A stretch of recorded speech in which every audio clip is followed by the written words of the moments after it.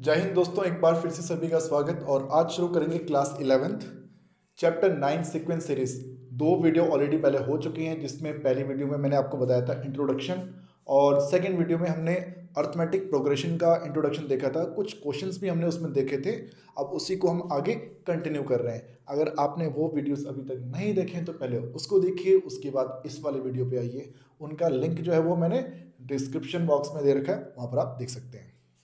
तो चलिए देखिए दोस्तों, अभी तक क्या क्या हमने देख लिया था, अब तक क्या क्या हो चुका था। हमने अभी तक फाइंड किया था कि भैया nth टर्म फाइंड करना हो तो फॉर्मूला होता है a plus n minus 1d, जिसमें d जो होता है वो a2 माइनस a1 या फिर a3 माइनस a2 के इक्वल होता है। समेशन फाइंड करना हो अप टू n टर्म्स तक का, तो हम फॉर्मूला यूज करते हैं n/2 first term plus nth term, या फिर n/2 2a plus n minus 1d।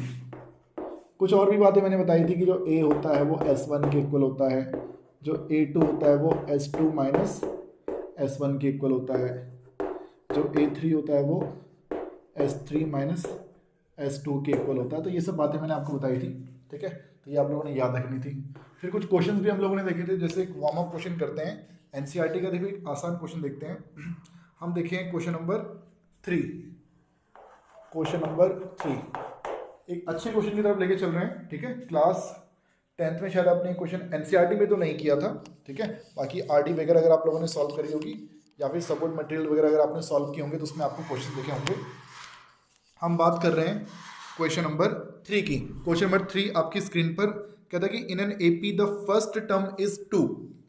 AP की बात कर रहा है, पहला टर्म 2 के इक्वल है। फिर कहता है and the sum of the first 5 term is 1/4 of the next 5 term. देखिए दोस्तों, जो पहले 5 टर्म का समेशन है वो किसके इक्वल है? वो 1/4 है summation of the next 5 term. देखो पहली 5 टर्म का मतलब क्या है? a1 a2 a3 a4 a5, right. पहली 5 टर्म का जो समेशन है वो किसके इक्वल है? वो 1/4 है। किसके equal? Summation of next 5 term, यानी कि a6 a7 a8 a9 और a10। सही बात है। अब देखो ऐसा है ना, फिर क्वेश्चन में क्या कहता है? क्वेश्चन में फिर क्या कहता है, आगे पढ़ते हैं। फिर कहता है दोस्तों कि show that it's 20th term is -112। मुझे क्या प्रूव करना है कि जो इसका 20वां टर्म होगा वो किसके इक्वल होगा? ये 2 प्रूव है भैया। ये चीज जो इसका 20th टर्म होगा वो -112 होगा। तो देखो 20th टर्म के लिए फॉर्मूला होता है a प्लस 19d। तो a तो है मेरे पास d नहीं है। तो देखो एक तरीका तो क्या है, इसको ही सॉल्व कर लो यार। इसको सॉल्व कर लो। देखो a का मतलब a, a2 का मतलब a plus d, a plus 3d, a plus a plus 2d, a plus 3d और a plus 4d। a a2 a3 a4 a5 ये किसके इक्वल है? 1/4 तक किसके? नेक्स्ट 5 टर्म्स, यानी a6 यानी a प्लस 5। देखो टाइम पास लग रहा है थोड़ा सा, पर आसान है भाई। a plus 5d, a plus 6d, a plus 7d, a plus 8d और a प्लस 9d। तो a6 a7 a8 a9 a10। तो यहाँ पे आप देख सकते हैं a आ गया 5 बार, 1 2 3 4 5, 5a 4 3 7 2 9 और 1 10, 1/4 और a 2 3 4 5 5a, राइट। d 5 6 11 7 18 8 26 और 9 35।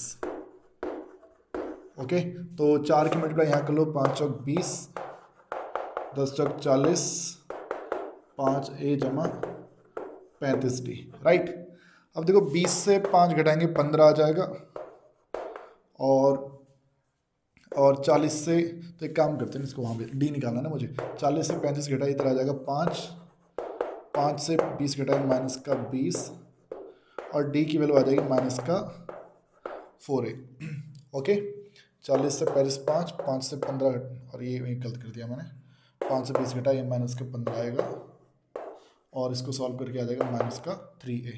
अब देखो भाई लोग ऐसा है, d जो है वो किसके इक्वल आ रहा है? -3a के इक्वल आ रहा है ना।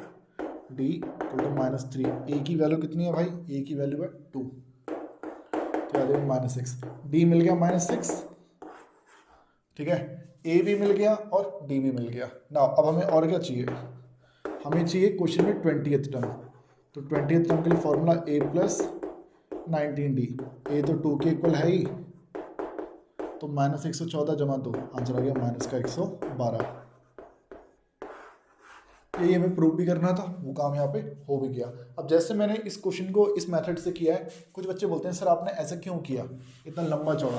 भाई ऐसी कोई दिक्कत वाली बात नहीं है, एक मेथड हमारे कुछ स्मार्ट बच्चे और यूज़ करते हैं, ठीक है। हालांकि मेरे को तो यही ज़्यादा अच्छा लग रहा था। तो देखो भाई, हमारे जो तेज बच्चे होते हैं वो कहते हैं कि सर इसको आप सिंपली S5 यूज़ कर लो ना। इसके लिए S5 का मतलब क्या है, पहली 5 टर्म का सम है ना। और ये जो है, ये जो A6 से लेकर A10 तक है, क्या मैं इसको S10 बोल सकता हूँ? आप बोलोगे नहीं, क्यों नहीं बोल सकते, क्योंकि S10 का मतलब क्या होता है, A1 2 3 4 5 6 7 8 9 और 10। S10 का मतलब ये होता है A1 A2 A3 A4 A5 A6 A7 A8 A9 और कहाँ तक, A10 तक। इसको आप क्या बोलते हो, S10 बोलते हो। पर ये तो स्टार्ट ही कहाँ से हो रहा है, शुरू ही कहाँ से हो रहा है, A6 से शुरू हो रहा है। तो सोचो ये अगर आपका S10 है भाई, ठीक है ना, तो यहाँ तो शुरू कहाँ से हो रहा है भाई, A6 से लेकर कहाँ तक, A10 तक। तो भाई ये जो A6 से लेकर A10 तक है, हमें तो ये चाहिए ना। इतनी वैल्यू को आप क्या बोलोगे, S5 बोलोगे। तो मैं बोलूँ कि इसकी वैल्यू क्या आ जाएगी फिर, तो आप क्या कह देंगे, S10 में से माइनस करना पड़ेगा S5, यानी कि A6 से लेकर A10 तक की जो वैल्यू वो क्या बन जाएगी, पहले 10 टर्म्स में से माइनस करनी है पहली 5 टर्म्स। तो क्या बचेगा, A6 A7 A8 A9 और A10, ठीक है। तो बच्चे, अब कुछ बच्चे इसको सॉल्व ऐसे करते हैं फिर, ठीक है। बाकी देखो 4 को यहाँ लेंगे, 4 S5 S10 माइनस में S5, इसको लेफ्ट में ले आओ, 4 और 1 5 टाइम्स ऑफ S5 S10। अब देखो, अब तो सॉल्व करना है calculation, 5/2 2a plus 5 minus 1d और S10 का मतलब 10/2 2a प्लस 10 माइनस 1d, ठीक है। तो देखो अब ये कैलकुलेशन वाला काम है, इस पर भी 5 दूनी 10, तो इसको सॉल्व कर सकते हैं। 5 दूनी 10a, 5 चौक 20d और 2 दूनी 4a, 9 दूनी 18d। और इसको भी सॉल्व करेंगे भाई, तो देखो 20 में से 18 के बचेगा 2d और राइट में 4 में से 10 माइनस के तो बनेगा माइनस का 6d और 6a, और यहाँ से d की वैल्यू आ जाएगी -3a। फिर a की वैल्यू कितनी बेटा 2 है, तो -3 × 2 तो हो जाएगा -6। तो अगेन d आपका तब भी कितना है, -6 ही आना है। तो आपकी मर्जी है, आप दोनों में से किसी भी मेथड से इसको कर सकते हैं भाई, ठीक है। तो ये क्वेश्चन नंबर 3 है। हम चलेंगे क्वेश्चन नंबर नेक्स्ट, क्वेश्चन में चलेंगे अब हम question number next. Question number हम देखेंगे अब इसमें आपकी एनसीईआरटी का। देखो एक आसान सा क्वेश्चन, हिंट बताऊंगा बस, पूरा नहीं करवाऊंगा, डोंट वरी। आसान क्वेश्चन है। क्वेश्चन नंबर 4 कहता है कि how many terms of an AP, एक एपी गिवन है, एपी -6 -11/2 -5, एक एपी गिवन है, ठीक है। कहते हैं कि how many terms of this AP needed to give a sum, summation दे रखा है कि सम्मेशन हमारा होना चाहिए -25, ठीक है। मैं एक बार ढंग से देख लो तो -25, हाँ -25, ठीक है। तो सम्मेशन गिवन है, देखो ए कितना है, ए है -6। मैं बोलूँ कॉमन डिफरेंस कितना है भाई, तो कॉमन डिफरेंस निकालने के लिए रूल होता है सेकेंड टर्म में से माइनस करो फर्स्ट टर्म। तो फर्स्ट टर्म क्या है, -6 है ना, तो ये बन जाएगा 12 - 11, 12 - 11 हाफ 1/2, ठीक है। तो डी मिल गया, ए मिल गया और एस एन भी आपको क्वेश्चन में मालूम ही है।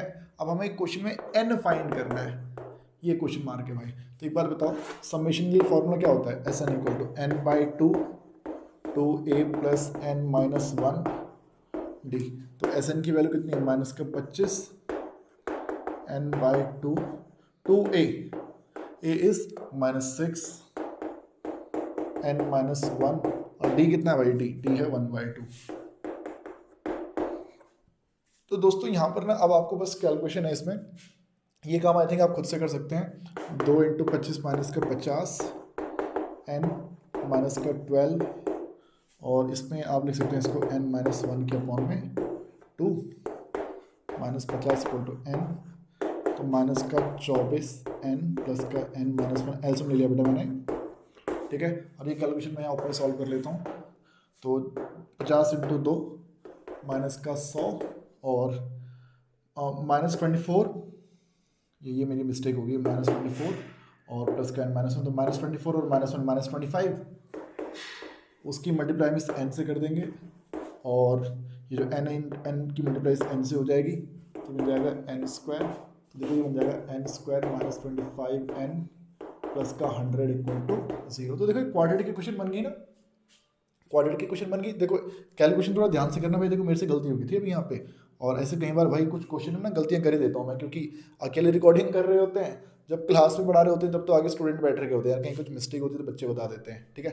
बट अकेले रूम में रिकॉर्ड करना कैमरे के सामने बड़ा मुश्किल काम है यार, ठीक है। और आजकल तो फिर क्योंकि कई सारी क्लासेस की रिकॉर्डिंग एक साथ करनी होती है, 10th 11th 12th, तो बहुत ज़्यादा बर्डन है, एडिटिंग में फिर अलग से दिमाग ख़राब होता है बहुत ज़्यादा। और अभी तो थोड़ा शांति है क्योंकि गली में अभी ना कोई कबाड़ी वाला भी नहीं आया है, कोई सब्जी वाला भी नहीं आया है, कोई फ्रूट्स वाला भी नहीं आया है, लेकिन दिन के टाइम पे जो रिकॉर्डिंग होती है बहुत सारे कट लगाने पड़ते हैं भाई बीच में। आपको तो एडिटेड पार्ट मिलता है इसलिए आपको नहीं पता, मुझे मालूम है क्या दिक्कत होती है। चलिए फिलहाल देखो बच्चों, N square minus 25n plus 100, तो यहाँ पर एन स्क्वायर फैक्टर डायरेक्ट लिख लेते हैं इसके, चलो ब्रेक करके लिख लो, 100 है ना, 100 20n माइनस का 5n, आई थिंक अब आप कर लेंगे इसको। अब इसको सॉल्व करके n की वैल्यू आ जाएगी, है ना।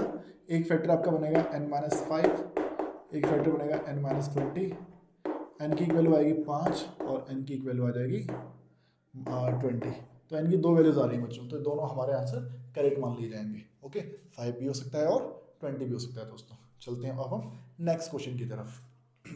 चलिए गाइज, अब देख रहे हैं क्वेश्चन नंबर 5। क्वेश्चन नंबर 5 एक अच्छा क्वेश्चन है और शायद आप लोगों ने पहले इस क्वेश्चन को कर भी रखा हो, ठीक है। क्वेश्चन नंबर 5 देखो, क्वेश्चन नंबर 5 में क्या कहता है कि if in an AP if pth term is 1 by q and qth term is 1 by p, right, ठीक है। नाउ प्रूव दैट, ये चीज तो गिवन है भैया। Now prove that, to prove में क्या है दोस्तों, sum of the first pq terms, sum of the first pq term is half pq plus 1।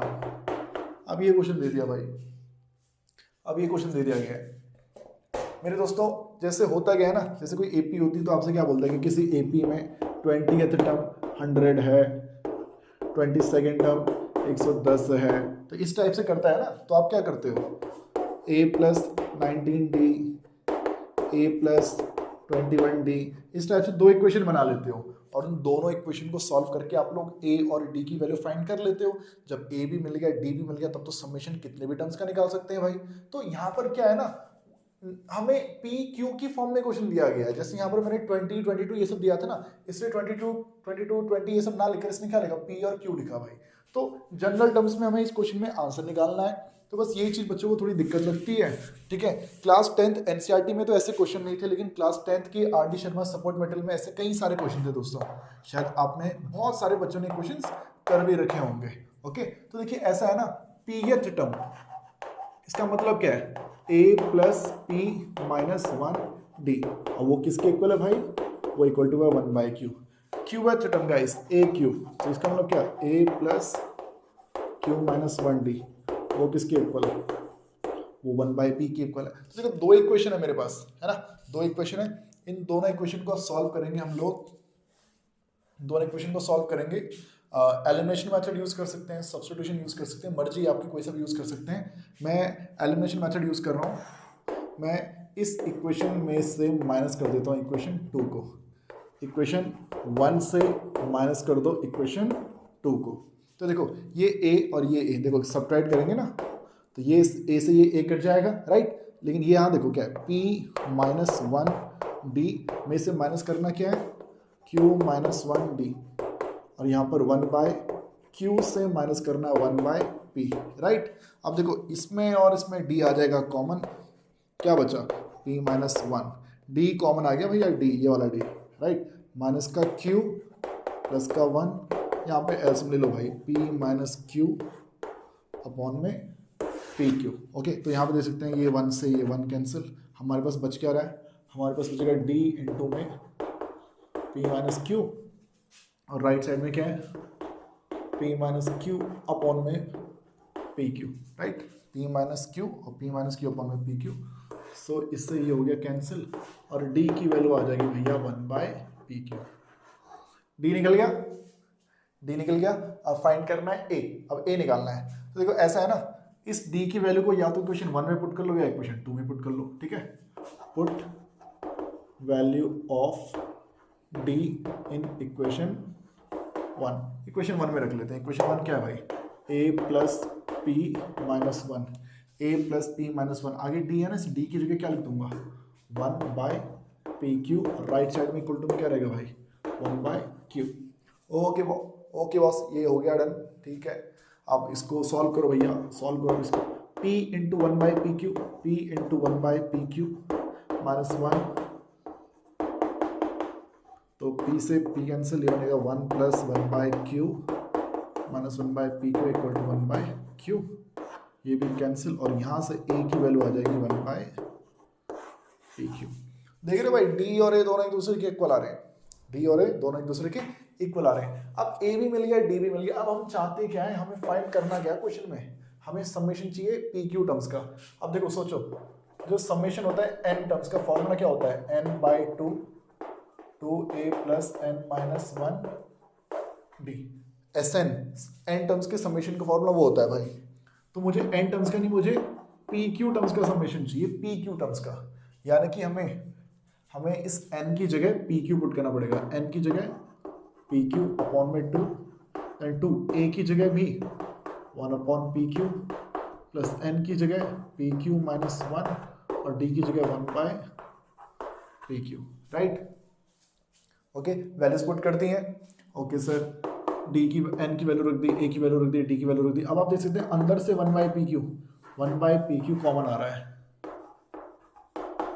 अंदर से 1/pq जो है दोस्तों वो आ रहा है कॉमन, क्या बचेगा 2 प्लस pq माइनस 1, इससे ये कैंसिल, 1/2 क्या बचेगा pq, 2 में से माइनस करेंगे 1, ये आ गया summation of first pq terms, पहले pq टर्म्स का समेशन बॉस, वो आ गया अपन का, ये हो गया अपन का आंसर, ठीक है।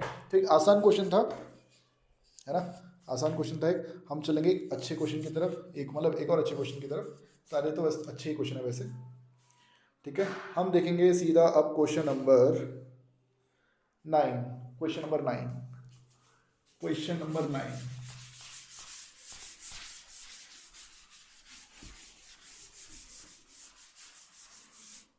क्वेश्चन नंबर 9 आपकी स्क्रीन पे दोस्तों, क्वेश्चन नंबर 9 एक अच्छा क्वेश्चन। देखिए क्या कहता है, क्वेश्चन को पढ़ते हैं फटाफट से।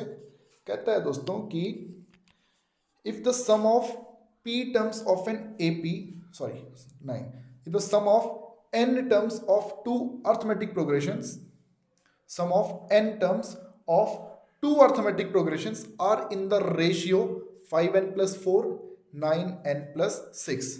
अच्छा जी, देखो ऐसा होता है ना दोस्तों, जब हम डिफरेंट एपीज की बात करते हैं तो उनमें फर्स्ट टर्म और कॉमन डिफरेंस तो अलग अलग हो सकता है ना। जैसे एग्जांपल के तौर पर देखो, एक एपी में आपके सामने लिखता हूँ 1 3 5 7, और दूसरी एपी में आपके सामने लिखता हूँ 2 8 14 20, राइट। अब देखो इस एपी में फर्स्ट टर्म कितना है, आप बोल देंगे 1, कॉमन डिफरेंस कितना है, आप बोल देंगे 2। दूसरी एपी में फर्स्ट टर्म कितना है, आप बोल देंगे 2, कॉमन डिफरेंस कितना है भाई, आप बोल देंगे 6, राइट। तो जो दो एपी हैं, मैंने आपसे कहा पहली एपी में भी 4 टर्म को जोड़ो और दूसरी एपी में भी 4 टर्म को जोड़ो, ठीक है। पहली एपी में भी 4 टर्म्स को ऐड करना है, दूसरी एपी में भी 4 टर्म्स को ऐड करना है, यानी नंबर ऑफ टर्म्स सेम है।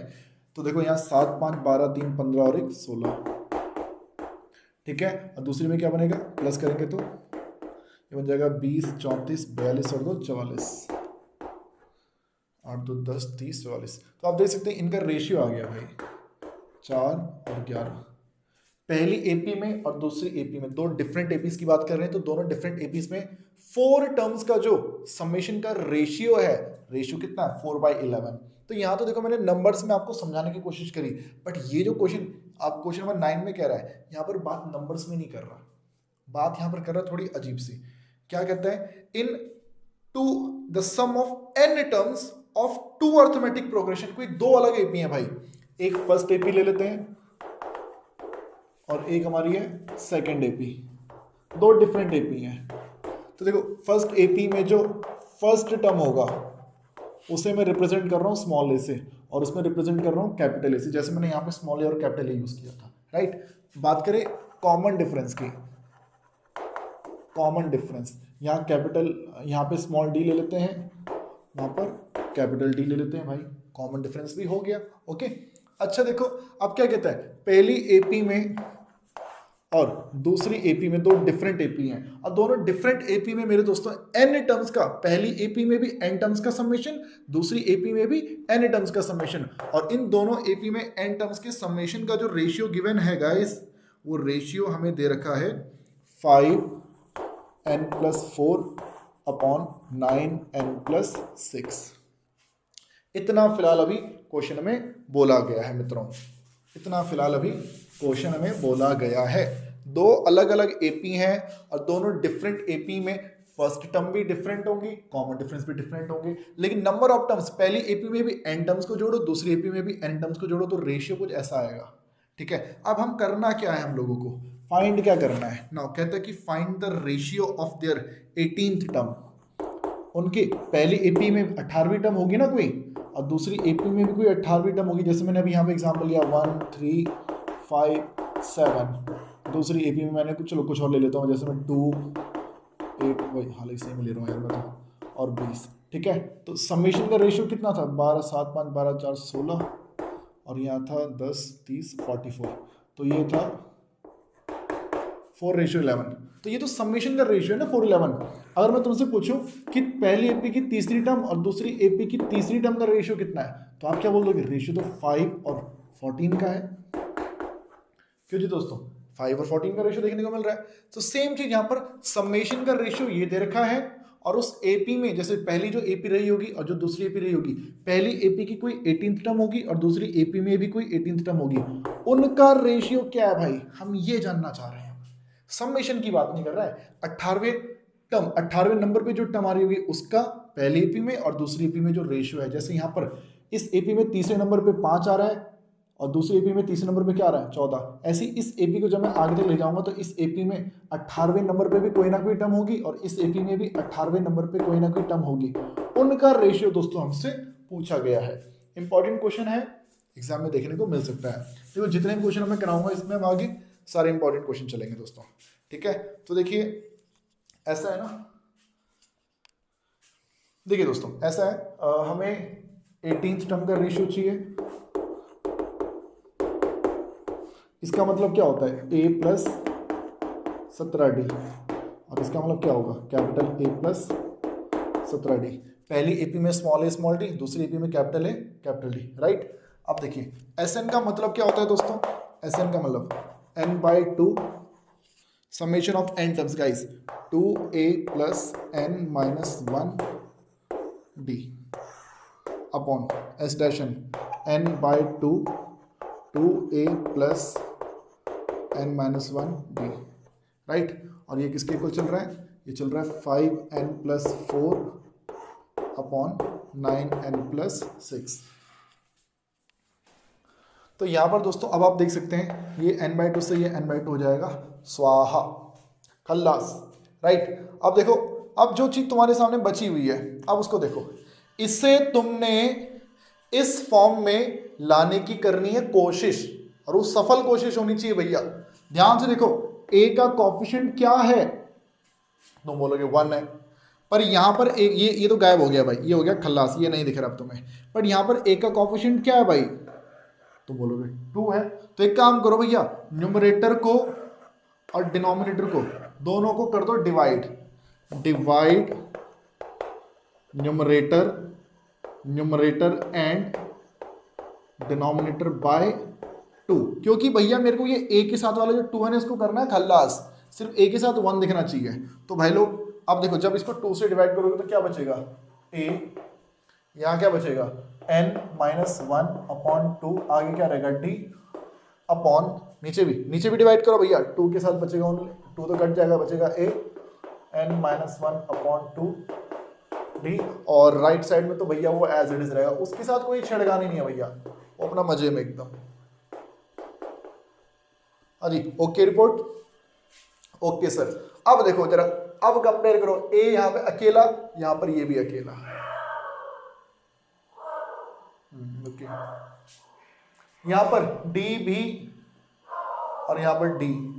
सर अरे गली में कुत्ते भी घूम रहे हैं यार,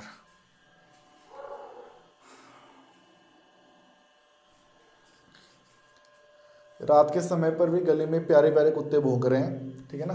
तो चलिए उनका भी काम है भैया, उनको करने देते हैं। तो भाई देखो यहाँ ए के साथ 1 था, यहाँ ए के साथ 1 है, ठीक है, सही लग रहा है। यहाँ डी के साथ क्या है भाई, कंपेयर करो, कंपेयर, वहाँ डी के साथ क्या है भाई, n माइनस 1/2, n माइनस 1/2, और यहाँ पे डी के साथ क्या दिख रहा है भाई, डी के साथ क्या दिख रहा है, तो बोलोगे 17 दिख रहा है।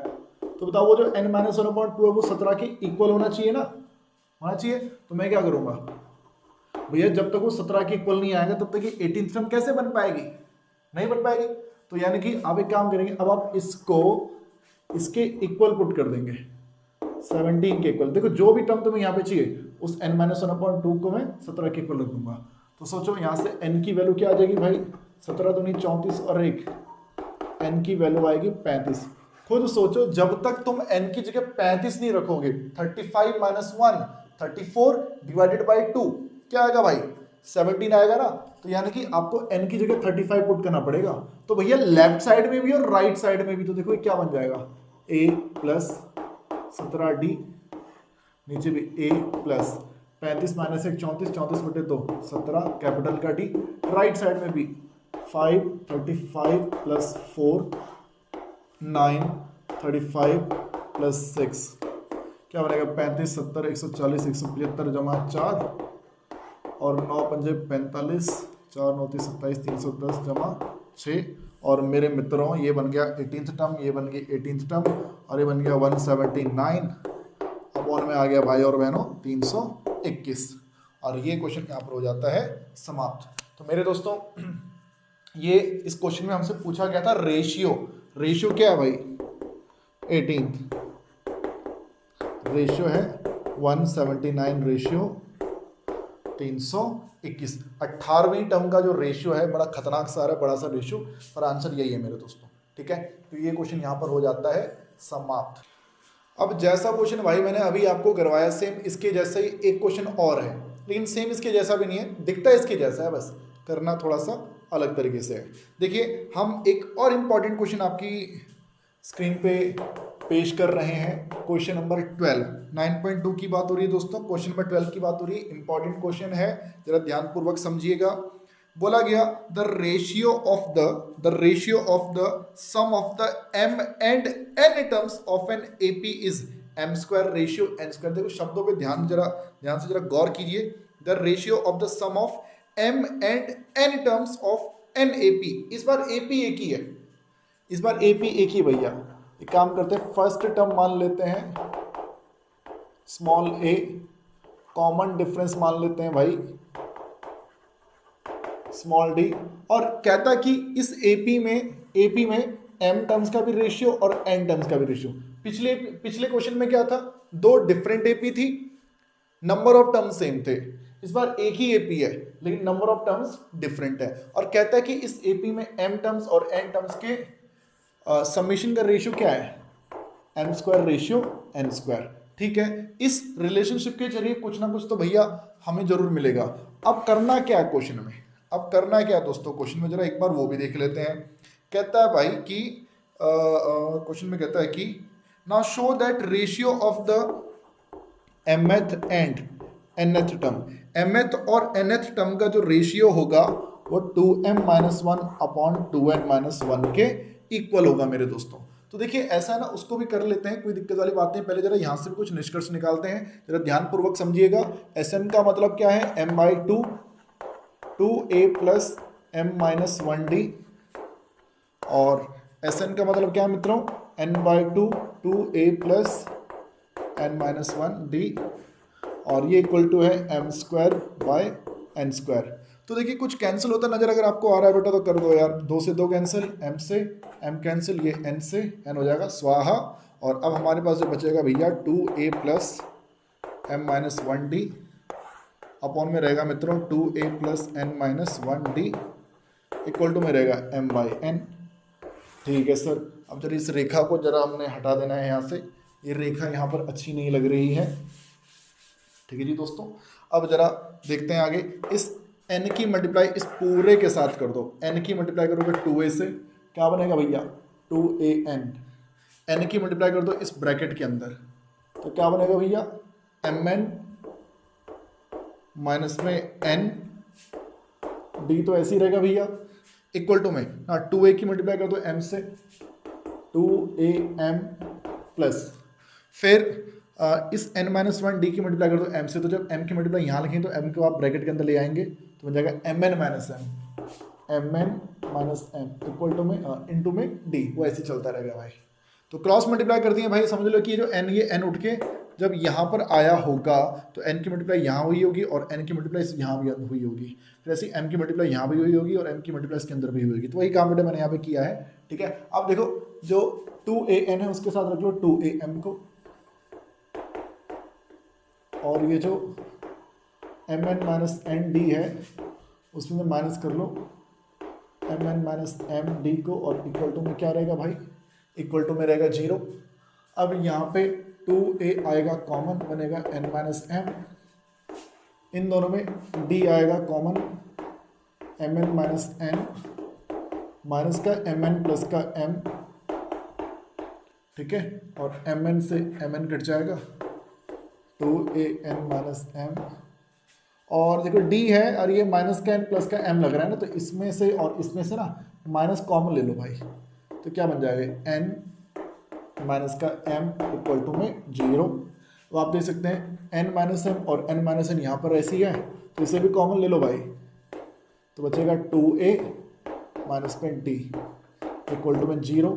अब एक बार n माइनस m 0 के इक्वल आएगा तो यहाँ से n इक्वल टू m आ जाएगा, लेकिन n और m इक्वल नहीं हो सकते भाई, क्योंकि m और n तो दो अलग अलग टर्म है ना। अगर ये 10वीं टर्म है, ये 20वीं टर्म है, वो 25वीं टर्म है, ये 30वीं टर्म है, मतलब डिफरेंट टर्म है, तो m और n इक्वल नहीं हो सकते हैं। बचेगा क्या 2a माइनस d, तो यहाँ से d की वैल्यू क्या निकल रही है भैया 2a, तो d की वैल्यू 2 आ गई। अब हम करना क्या चाहते हैं भाई, करना क्या चाहते हो सर, हम रेशियो निकालना चाहते हैं किसका, am के अपॉन में an का। तो am की वैल्यू क्या है भैया a plus m minus 1d, और an की वैल्यू क्या है भाई, an की value a plus n minus 1d। और मित्रों हमने d की वैल्यू क्या निकाली है, आप बोल देंगे 2a निकाल रखी है, तो a plus m minus 1 d की जगह 2a, और नीचे से भी a plus n minus 1 d की जगह 2a। तो आप देख सकते हैं ऊपर से a कॉमन, क्या बचेगा भाई 1 प्लस m माइनस 1 इंटू 2, तो स्पेस कम पड़ रहा है भाई, हटाओ इसको यार, और अपॉन में यहाँ से भी a common 1 plus n minus 1 into 2, a से a समाप्त, 2m माइनस का 2 प्लस का 1, 2n माइनस का 2 प्लस का 1। तो ये भैया रेशियो आ गया mth और nth टर्म का।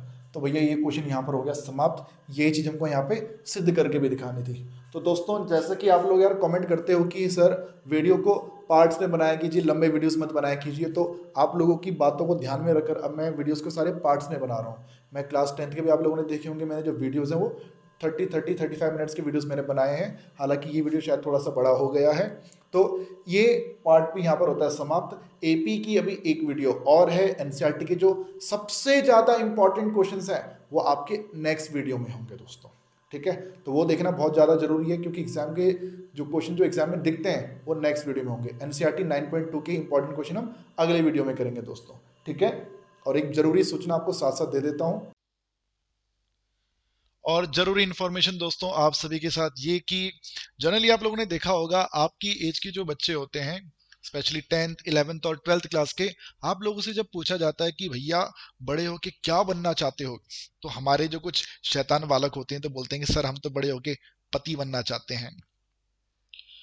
जब पूछा जाता है कि भैया करना क्या चाहते हो, तो भैया आप लोग जवाब देते हो शादी करना चाहते हैं। तो भैया ये बात नहीं कर रहे हैं, करियर की बात कर रहे हैं, जीवन में रोजी रोटी के लिए, सर पेट पालने के लिए कुछ करना चाहते हो। तो वहां पर आप लोग बोलते हो कि सर हमने अभी सोचा नहीं है।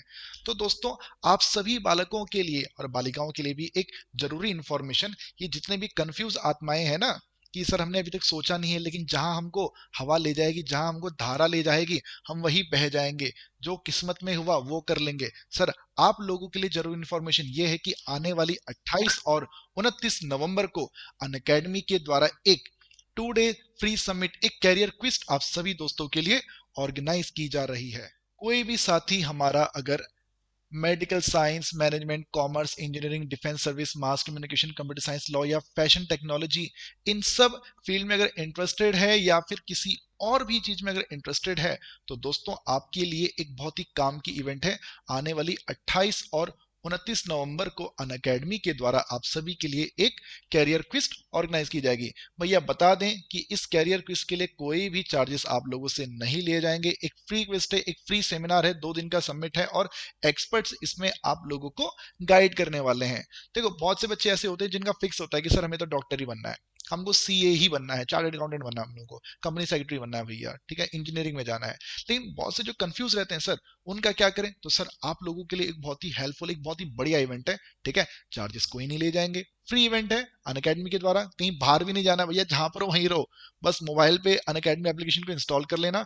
28 नवंबर और 29 नवंबर सुबह 10 बजे से लेकर शाम को 5 बजे के बीच में दोस्तों आप यहाँ पर आ सकते हैं। और बता दें भैया, इस 28 और 29 नवंबर को आप लोगों को एड्रेस करने वाले हैं और अपने कुछ अनुभव आप सबके साथ बांटने के लिए आने वाले हैं जनरल वीपी मलिक साहब, ठीक है। तो जो स्पेशली जो हमारे डिफेंस वाले बच्चे हैं भैया, आप तो जरूर इसमें भैया पार्टिसिपेट करना, ठीक है। बाकी भी कर सकते हैं लेकिन हाँ डिफेंस वाले भैया जरूर रहें। ओके, तो दोस्तों मिलते हैं अब आप लोगों से अगले वीडियो में। लेकिन हाँ भैया, इस इवेंट के लिए खुद को रजिस्टर जरूर कर लेना। रजिस्ट्रेशन के लिए जो लिंक है भैया मैंने डिस्क्रिप्शन में दे दिया है, ठीक है। तो चलिए मिलते हैं, टाटा बाय बाय, जय हिंद, जय भारत, वंदे मातरम।